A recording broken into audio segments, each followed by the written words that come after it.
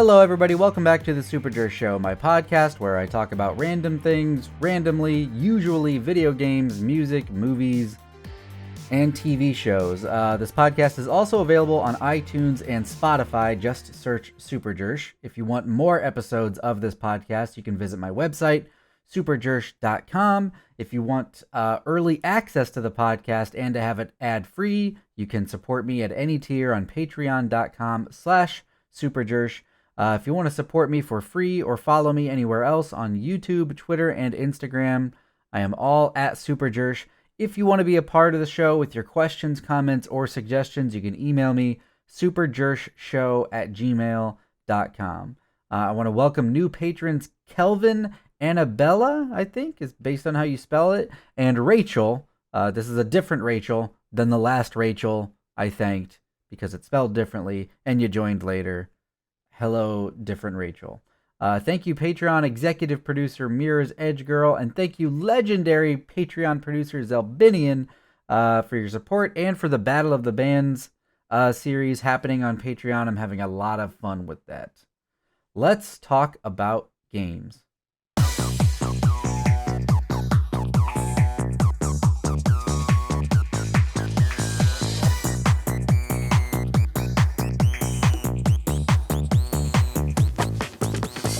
There is kind of a lot of drama happening with a couple of the video games that I play the most right now, Destiny 2 and Overwatch, but I'll get to that in a second. I wanted to talk about a few news articles that caught my attention this past week in gaming. If you're new to the podcast, I'm not trying to be the news or fill you in on every big thing. I'm just here to share some of my minor thoughts on the news in gaming or games that I'm playing, that matter to me. So one of the things that I saw that I thought was interesting is that Quantic Dream is rumored to be working on a Star Wars property, and they are most recently popular for the Detroit Become Human video game. Before that, they did Heavy Rain. Before that, they did Indigo Prophecy. I don't know how far back it goes, but they are, the choose your own adventure narrative based. You're basically playing a movie video game. Like, there's not a ton of, the gameplay mechanics are usually pretty simple and kind of inviting for non-gamers, except for kind of the more challenging stuff when you're trying to make a character live or die. There are a lot of different button combinations and multiple presses that you have to do that you're probably only comfortable doing if you're a gamer, but a lot of people, I would imagine, would enjoy watching Quantic Dream games, even if you don't play games, because they are so narrative-focused, story-focused, and they really are trying to be like a TV series or a movie in video game form. Anyway, so the fact that they're working on a Star Wars property I thought was interesting. I'm not a huge Star Wars fan. I appreciate what it has done for the film industry and what it means to a lot of people. I think that, I don't think it's controversial to say the prequels were a letdown, the sequels were a letdown, and some of the back half of the Return of the Jedi or the first half of Return of the Jedi is maybe a letdown too. Like, I don't know. I think that there is so much potential in the Star Wars universe, and it has not been tapped at all. I feel like we get the same story over and over. A nobody finds out they are one with the Force, they get a lightsaber, and they fight darkness. Like, I don't know. I guess, I don't know. I just think the world is so cool, and the powers are so cool, and the aesthetics are so cool, and the John Williams score is fucking incredible. Like, I just wish there was more to a Star Wars story than what we've already seen. I don't know. So the fact that Quantic Dream is making a Star Wars property, I bring all that up and I say all that just to give you, number one, my relationship with Star Wars, and number two, I think that there's a great potential to finally get an interesting narrative, an involved, complicated narrative with multiple endings, multiple character decisions, and maybe something new than what we've seen out of the majority of Star Wars in the past, because it's not just a video game. We've had Star Wars video games, we've had Pod Racers, we've had Battlefront, but this is like a narrative focused game where they're going to try, my best guess is they're going to try to make a Star Wars, movie or TV series, the video game, the likes of which you've never seen. So I thought that was an interesting pairing, based on the information that I have and the bigger gaming outlets that I follow. It seems to be a pretty strong, basically confirmed rumor, but it's still a rumor because it hasn't been officially announced. Then the other thing that kind of matters to me is the from a news standpoint outside of Destiny and Overwatch, which we'll talk about in a second, is the Battlefield 2042 is being delayed 1 month.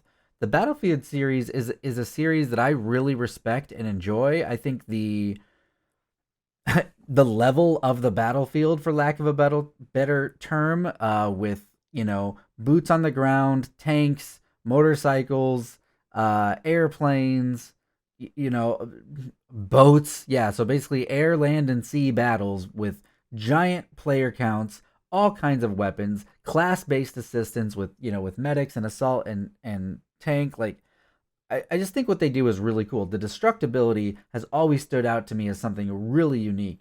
As much as I love the Call of Duty smooth aim down the sights, left trigger, right trigger at 60 frames per second, I've always been fascinated by the destruction and the more kind of gritty feel of the Battlefield franchise compared to Call of Duty. So I'm hoping, but they've always traditionally been at 30 frames, and the character movement has been sluggish, and the aim down the sights hasn't always felt good. So I'm hoping with the power of the new consoles, the Series X and the PS5, which the PlayStation 5 doesn't exist, if you haven't heard me say that before, that and modern PCs, I'm hoping that because it's likely going to be 4K, because it's likely going to be 60 FPS, because it's going to offer destruction never offered before and player counts never offered before. Like, I hope that this year the Battlefield that is released is the one that kind of lives up to the promise of all of the pieces that are there. The fact that it's delayed by 1 month, it doesn't really bother me because I'm playing a lot of other games right now. So, but I do think it's curious that you get, you have your E3 launches, you have your announcement release dates, you get your marketing materials ready, you get your partnerships ready, and then you say we're going to push it out a month. I've heard other people say that it seems like they probably just wanted to push it out as far as they could, and that's all they were allowed. So it probably, I don't know. I'm just not sure. I don't develop games. I don't know what. I mean, a month. It sounds like an insignificant delay, but if you, I mean, I don't know. Even let's say it wasn't crunch culture bullshit, which we know is probably not the case. Even if it was a 40-hour work week, that's still an extra 160 hours of teamwork to try to push through and make the game the best that it can be when it launches. So it's not as insignificant as it seems, and probably a lot of the work was done since they were thinking they were going to release a month early anyway. So I'm very curious to read articles and news reports when that launches, where maybe some insider information leaks where what would the state of the game had been if it hadn't been delayed at all compared to what we got, what the difference is. I've heard a lot of video game developers say that a huge chunk of video game development where the game comes together like happens in the final stretch, happens at the end. You're working with temporary assets, temporary lighting, work in progress stuff, the majority of the way through the development. You just have to believe that it's going to come together because kind of like the graphics and the lighting and the bug squashing is like all the last things that happen. I remember in God of War 2018, which had amazing lighting. I think I remember the director of that game saying, lighting was that was like one of the last things we did was get that lighting right for the majority of the development that didn't have that lighting, which is crazy because I can't imagine the game without it. So I hope Battlefield 2042 lives up to the potential of the series, and I can convince more friends to play that with me because that's one that the gaming group that we've got doesn't really jump onto very much. I want to talk about Overwatch really quickly. It is a game that I've kind of been obsessed over during the pandemic time. It's not a year anymore. It's longer than a year and a half now. It's however long anti-vaxxers want to make the world miserable, I suppose. But in this pandemic time, I recently got back into Overwatch, as I've said on plenty of prior podcasts. The drama with Blizzard is disappointing and frustrating, and I feel bad for people in real life who are negatively impacted by anything that they did. It really is a tough situation to be in when you're a a fan of media, of entertainment, and you just know that you like that entertainment, and then behind the scenes, people that are a part of that, whether they play a big role or a small role, people on that team not being good people and doing bad things to people, it's a weird situation to be in. um I've said it before. I don't think an individual, similar to climate change, I don't think an individual at an individual home or even a group of individuals taking a stand is going to make a company change anything. I think lawyers are going to make a company change thing, business partners, marketing partners, you know, like with climate change, big giant industrial companies are going to have to make changes in order to reverse it. Me switching my light bulbs isn't going to save the planet as much as you think it is. And it's really, I don't know. It's kind of BS that they try to put that onus on us when if they just used clean energy and cleaned their stuff up at the industrial and production level, then we could solve a lot of problems. Anyway, not here to talk about that. Point is, I have mixed feelings about playing Overwatch at this point, but I also understand that, you know, I don't whether I play it or not, it's probably not going to have an impact on anything. But another employee, well, first of all, the employees at Activision Blizzard recently filed another lawsuit, an additional lawsuit against Activision Blizzard, accusing them of union busting and intimidation. I saw this article on IGN.com, which I'm happy for them. I do think I personally have mixed feelings about unions, both that I've been a part of and that I have negotiated with outside of the gaming space. I do think ultimately the message and the purpose when a union starts is good. I just I don't know. I don't know in the gaming space. I don't know. I think unfortunately unions are probably the only answer. I just hope that if unions do come to video game development, that they can be a better version of what we have, because I'm just not a fan of I'm not a fan of the tactics and the negative ways that that situation can be used from time to time. In personal experience and in experience of friends and family over several years with different unions at different companies, I think it all comes down to the people and intentions. You know what I mean? So I do think, yeah, I don't know. I mean, video game crunch. It seems so silly that it is even a thing, because you're a professional video game developer. You know how many employees you have. You know about how long it takes to make a game. You give yourself some wiggle room because we don't all know always how long it's going to take. And you let people live their lives and see their families while they make a video game to make your company a shit ton of money. I don't know. I don't understand. I don't make games, I guess. So yeah, so apparently Overwatch 2 news is incoming, but I don't know, man. It's really rough playing that game and knowing that basically for who knows how long, the last at least 10 or 15 years, it's just been a shit show at that company. And Activision sucks. I hate Activision. As much as I enjoy the Call of Duty games, they hate their player base. They just let cheaters cheat. They don't care about dedicated servers, and they give giant corporate CEOs $1 billion bonuses while laying off employees at the same time. So I mean, Activision it's trash. Um, so yeah, I guess that leads me to Destiny 2, which is a game that I've recently gotten into and have been enjoying quite a bit, and the friends have been enjoying quite a bit. It's this weird kind of situation with Destiny and Destiny 2, I guess. I mean, I just refer to Destiny 2 as Destiny. I think they regret releasing a sequel in this day and age, and if they do release a sequel in the future, I almost guarantee they get rid of the number and they just make Destiny Forever, just like Halo Infinite, and they just have this, living, ever changing, ever growing game space that is not bogged down by the historical nature of the mindset thinking, oh, it's got to be a sequel to get money. Now people don't want sequels. Now people just want the thing and then update it. You know what I mean? which is weird because Overwatch, instead of just expanding it and sticking with naming it Overwatch, they're pretty hell bent on calling it Overwatch 2. Which again, I feel like because that game probably started development 4 or 5 years ago, it is completely out of touch with what the modern and future of that type of game is. I think your Fortnites, your Warzones, your Destinies, your Halo Infinites, you know, even if it's not a battle royale, this persistent, you know, again, like the video game landscape has changed so much in the last few years, especially the last decade. Like, you don't just buy a game anymore. You subscribe to a game. Just like you subscribe to a TV or movie service, just like you subscribe to a game service like Game Pass. You know, whether it's a free to play like Fortnite or it has an entry fee like a Destiny or a Call of Duty to buy it or get it on Game Pass. Once you're in, you still spend more money. They do seasons, they do special events, they do cosmetics, they do emotes. There's all these different financial things that you can do, which I gladly do for games that I like because I want to support them. I want the game to keep going.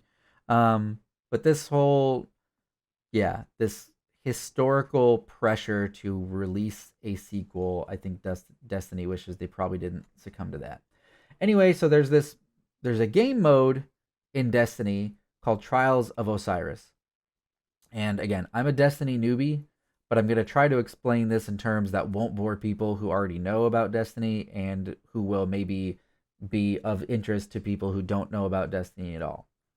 So anyway, the Trials of Osiris, to my understanding, is this ultra competitive, high level multiplayer mode, player versus player. I think it's a team of six, or it's either a team of 3 versus 3 or a team of 6 versus 6. I don't recall. But the goal is to win 7 matches in a row. And if you can win 7 matches in a row, you get exclusive loot and gear. And the whole point of Destiny, the game, is to level up. It's kind of like an MMO, but it's a first-person shooter. So you repeat dungeons, you repeat raids, you repeat story content with your friends, and the whole time you're getting new gear, you're getting new weapons, you're getting new perks, you're leveling up both your power level and your season pass level, and depending on the game mode you play, every game mode has its own level. Like, you are always grinding and leveling up towards something, and it's really fun and rewarding. And on top of that, the gameplay is just good. It is really great shooting mechanics. It is a really good enemy AI, beautiful graphics, fantastic music, which we'll talk about in a second. And yeah, so apparently the drama with the Trials of Osiris is that Bungie mentioned that if you actually, let me just look at it really quick. Yeah, basically what Bungie was doing was it's 3v3, and this is from IGN and Kotaku. I'm reading an IGN article that is quoting Kotaku. I don't know. Anyway, they what Bungie said is they will offer matchmaking help until players start winning again if they are having troubles in Trials of Osiris. So it sounds like if you lose a shit ton in a row and don't even get close to winning 1 or 2 matches, it's going to put you in a lower skill rating matchmaking pool to help you get the ball rolling. And then after you win a few, apparently it's supposed to take you out of that. Because in the quote from the community manager, it says this temporary help mechanic clears up once they start winning again. Don't think someone will cheese a flawless by tanking for a few games and then have a weekend of smooth sailing. So they say that it turns off after you've won a few, but people are scared that what the Destiny community, to my knowledge, is afraid of is not that people will be in an easier matchmaking system to get their 7 wins. What they're afraid of is people who are really good at the game, who that's like the game that they're devoted to for the last 7 years and maybe the next 7 years, whatever, who are like still chasing that dragon. What they're going to do is they're going to win a few games and then purposely lose to get knocked back down so that they never have to play harder players, so that they can always troll and feed on players that aren't as good as them or aren't as experienced as them. So that's kind of the worry. Now, I only recently, in the last couple of days, even unlocked the ability to play the Trials of Osiris. And by the time I did, it was gone. Apparently, the Trials of Osiris comes and goes. It's a weekly or monthly thing. And it was offline for a while they tried to fix it. So they're still going through some, I guess, kinks or updates to try to make it even better. So, but I'm definitely curious to jump in there and get my ass handed to me in that high level arena that I have no business being in.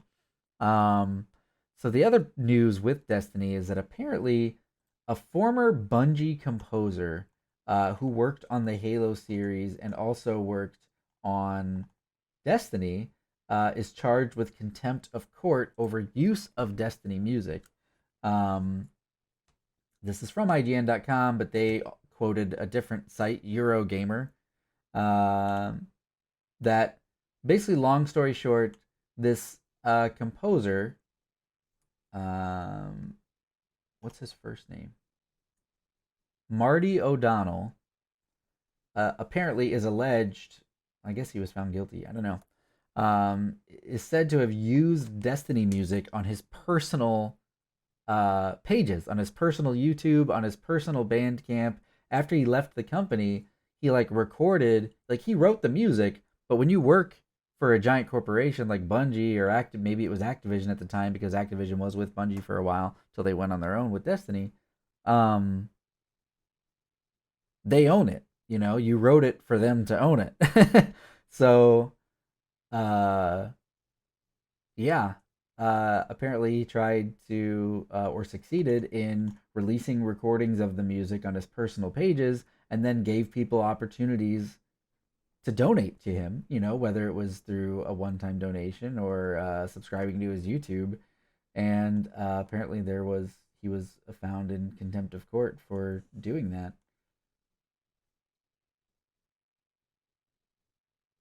Let's see.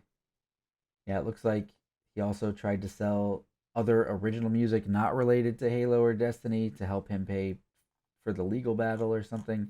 I don't know. Music on the internet is rough. I should know. I review it and react to it for a living, apparently. Every month is a new adventure on if I will still have a YouTube channel or not. It's real fun.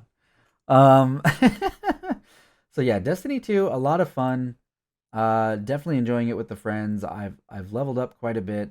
I've streamed some. I don't know what the entertainment value is on stream, or if I'm going to keep playing it offline. Maybe if I get enough friends online and we can, you can hear the banter of the friends and we can do some verses, and I think there's more maybe entertainment value in the stream there. But when it's just me playing solo, playing random missions, leveling up, getting different shoulder pads, I don't know what the entertainment value is there.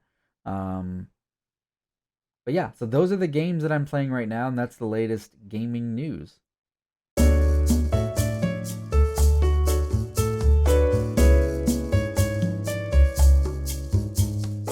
Did you know that if you support me at any tier on patreon.com/SuperJersh, you can get this show early and ad-free? It's possible you didn't know that because you're hearing this promotion right now.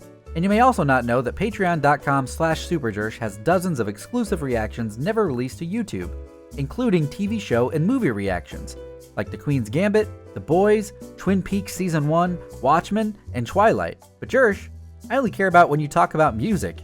Why should I go to Patreon?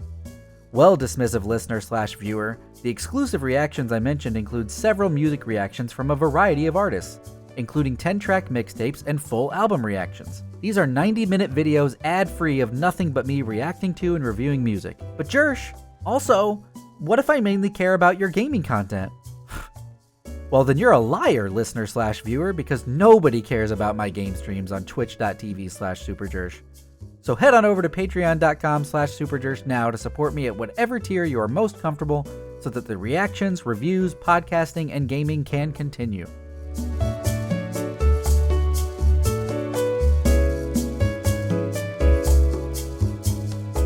For her birthday, Patreon executive producer Mirror's Edge Girl made her Patreon selection for the month of September 2021.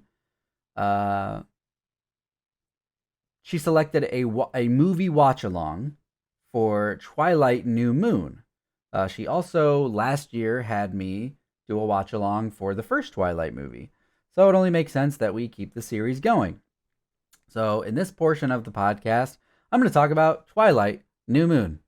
And full spoiler warning because it's a movie that's been out for a while now. But if you want to see my reaction to it and watch the movie along with me, you can go to patreon.com/SuperJersh and watch that.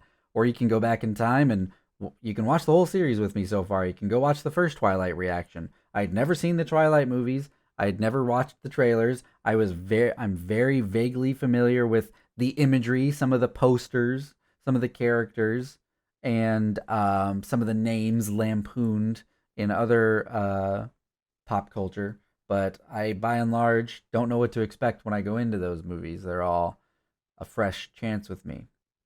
So New Moon was written by a bad writer and stars terrible actors. I can't believe, I can't, I can't believe, um, that movie is that movie, that's a thing. Because the first movie, I'm on board, right? I'm on board with the premise.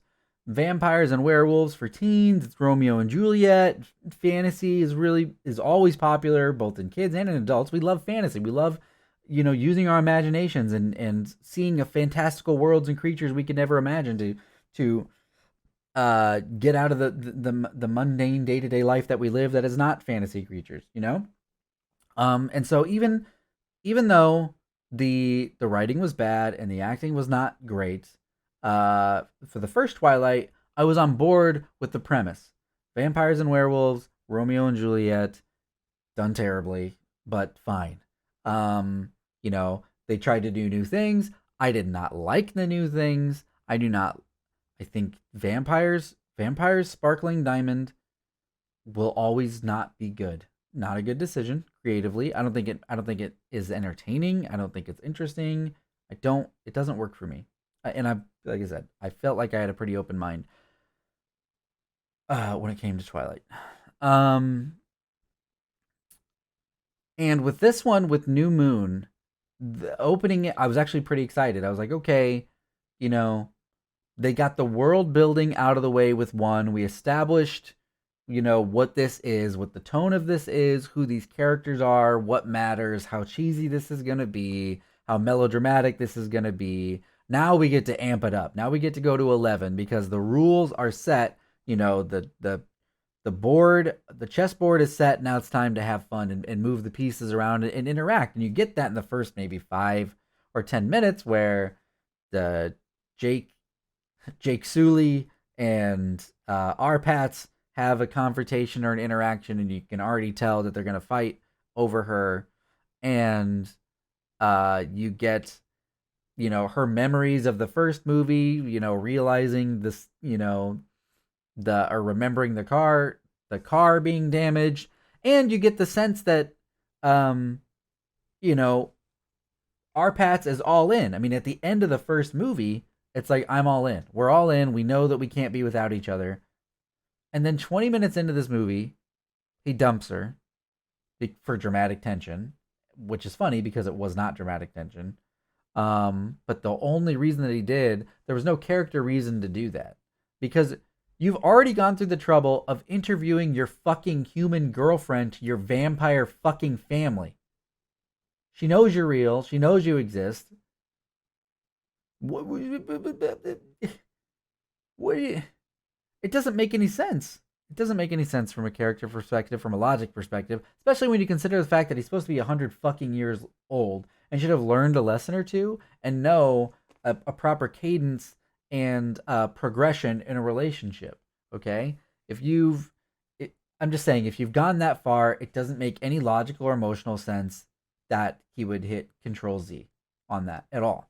So I automatically right away was like, okay, there is no such thing as character consistency. Even bad characters, or even bad character decisions can still be consistent. This is just the writer wakes up one morning and says, oh, but what if he dumped her? Oh shit, that would fucking wreck people. Let's do it. Oh, and then what if he came back? That would wreck people. Let's do it. There's no thought to a character thought process or progression or a narrative thought progress of or progression of, we've already told the audience they're not breaking up. We've told you that. We've sold that to you and made you believe it. It would have been way more compelling or interesting if he were taken away against his will. I don't want to leave, but I have to, right? And again, you can argue that technically kind of existed because a family was on to them and now they have to move. How fucking convenient for you. But you could have easily said, move with me or go with me or... Listen, there are towns 10 minutes away from me I've never fucking seen in my life. You don't have to go that far. Okay? So yeah, so right away with his decision to leave and bail on her, I just was like, this doesn't make any sense. And then we got 90 minutes of filler trash bullshit. Nothing happens in this movie. Nothing. I feel like I can sum up this 2 hour and 10-minute movie in, I don't know. Let's sum it up. Edward dumps Belle. She falls in love with the wolf. Edward comes back. Some future stuff might happen.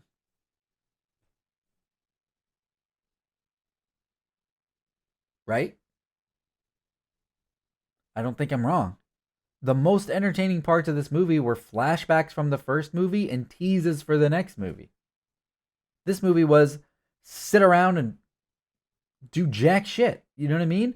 And it was so funny because when I do the watch alongs, I've got the timer on the screen so that you can watch along with me. I'm looking at the timer and I'm at different intervals. I'm just waiting for something to happen. We're 30 minutes into the movie. Is something going to happen? We're 45 minutes into the movie. Is something going to happen? We get to an hour 40 or something like that. And then they finally show the wolves, which are the shittiest, cheesiest, low budget, thank you kids for all your fucking money werewolves I've ever seen in my goddamn life. Just no thought, or just like, just make it a wolf. Hit render. It's time to make some fucking money. Let's go. So bad effects. Insulting to people who are into it, to be honest with you. Like, if you read the books and were excited for the movie, and you're like, they're putting some serious money behind this, and then you get that fucking bullshit, this, how mean to you. But at like an hour and 40, he's like, I'm a werewolf. There's werewolves here. Like, motherfucker, I knew there was wolves when I read the title screen.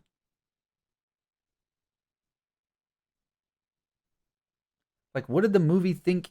I don't know.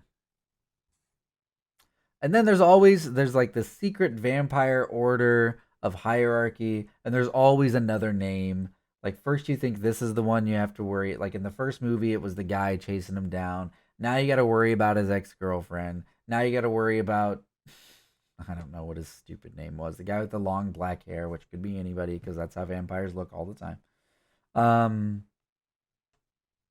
Martin Sheen. That's the actor's name. But then they even teased another name, like, oh no, so he's gonna tell so and so. Like, there's always just like, it's just soap opera. Like, please watch, thank you for your money. Please watch, thank you for your money. Like, it's not real character, it's not real story. The person that wrote it didn't have anything to say. They had something to make money. They wanted to make money, and they did, and that's fine.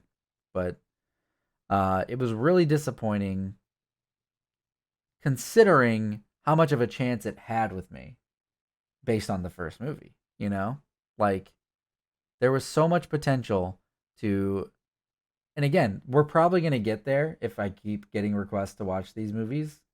We're probably going to get there. But that's what I mean, that this is a filler nothing movie. Like, this movie should have been, like, in 15 minutes, you could have had the same effect of the 2 hours and 10 minutes. Right? Edward bolts, you get a montage, you find out there are wolves, Edward comes back, have the wolves and vampires fight. Again, it's filler. It's filler. Which should not ever exist. We are finite creatures with only so much time in this life. that we dedicate to our family, our friends, and our careers. And then, if you're lucky, entertainment. And when I want entertainment, I've got a million goddamn options. So there should never filler or, light episode, light movie where not a lot happens when you're paid millions of dollars to entertain people at the biggest level from one of the biggest production studios on the planet. That shouldn't be in your fucking vocabulary. Everything should matter. Always. And be entertaining. Or interesting. Not neither. Anyway.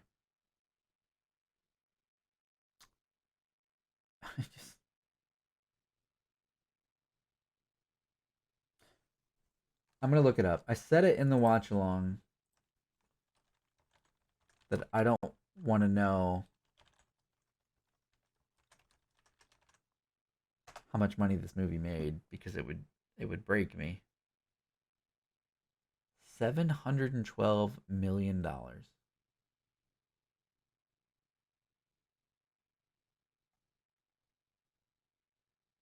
On a 50 mil budget. The movie made some money. What else can I say about it? Yeah, the acting is very bad, and it's consistently bad from every character. Every character you meet has the same droll, I'm reading from a script and thank God I got this paycheck. You know what I mean? Especially the dad. What do you think, Bells? You think you go here? You think we go over there? Maybe. You want to stay here? Maybe go over there. Come over here. I don't know what you're doing. I'm just trying to be a cop doing cop things. Cop does cop stuff. I don't know why you don't understand that. Why don't you go see your friends? Why don't you come home? Where's your mom?